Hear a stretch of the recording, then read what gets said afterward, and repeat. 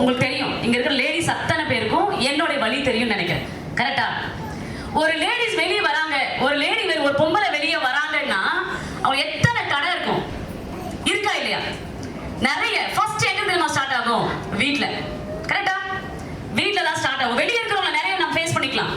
First start ஆகிற விஷயம் நம்ம வீட்ல இருந்து ஸ்டார்ட் ஆகும். எனக்கு ஃபர்ஸ்ட் ஸ்டார்ட் ஆன விஷயம் ஹஸ்பண்ட் கிட்ட இருந்து. அப்ப சொன்னாரு இல்லைங்களா, 3 மாசம் நான் வந்து வேண்டான்னு சொன்னேன்ட்டு. இந்த 3 மாசம் ஒவ்வொரு நாளும் நான் ரணத்தை தான் அனுபவிச்சிருக்கேன் மனசளவுல. என்ன நீ செய்யக்கூடாது, உன் தம்பி பிசினஸ் கொடுத்தா நீ செஞ்சிடணுமா, இதை ஷைன் ஆயிடுவியா, பாக்கலாம், உன் வேலையை நீ பாரு, ஒரு பிரைவேட் ஸ்கூல்ல டீச்சரா ஒர்க் பண்றேன்னா அந்த வேலையை மட்டும் கரெக்டா பாரு அப்படின்னு பல முறை சொல்லியிருக்காரு.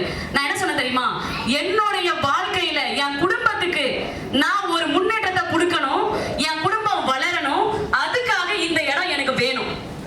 ப்ளீஸ் எனக்காக இத்தனை வருஷத்துல உங்ககிட்ட எதையுமே நான் கேட்டதில்லை, எனக்காக ஒரு முறை என் கூட வந்து நில்லுங்கன்னு சொன்னேன்.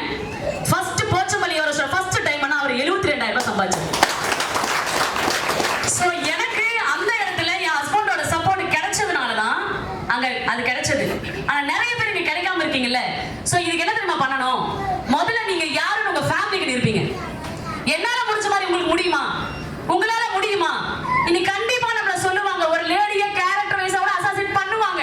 அதுக்கு பதில் என்ன தெரியுமா, நான் தப்பான விஷயத்தை செலக்ட் பண்ணல, நான் கரெக்டான ஒரு விஷயத்தை செலக்ட் பண்ணிருக்கேன் இந்த சொசைட்டி காட்டு. கரெக்டா? சோ இன்னைக்கு லேடிஸ் இன்னைக்கு 75% இந்த இடத்துல சூப்பரா இங்க இன்கம் எடுத்துட்டு இருக்காங்க. ஒவ்வொரு டிஸ்ட்ரிக்ட்லயும், இந்த டிஸ்ட்ரிக்ட்ல நானும் கண்டிப்பா என் பேர் தெரியற மாதிரி நான் பண்ணிட்டேன். சோ இந்த வாரம் என்னோட இன்கம் 1 lakh. சரிங்களா? இந்த வாரம் என்னுடைய சம்பளம் 1 லட்சம் ரூபாய். இந்த ஆக்சிஸ்ல நான் சம்பாதிச்சது. நான் மாசம் 18,000 ரூபாய் சம்பளத்துக்கு தான் டெய்லி நான் போயிட்டு இருக்கேன். காலையில 8 மணிக்கு போனா சாயந்தரம் 6 மணிக்கு தான் வீட்டுக்கு வருவேன். நான் இதுல இந்த 8 மணி நேரத்துல நான் பாக்குற விஷயங்கள் நிறைய விஷயங்கள். ஆனா இங்க நான் பாக்குற விஷயம் ஒண்ணே ஒண்ணுதான், என் குடும்பம் வளரணும், எனக்கு இன்கம் வேணும்.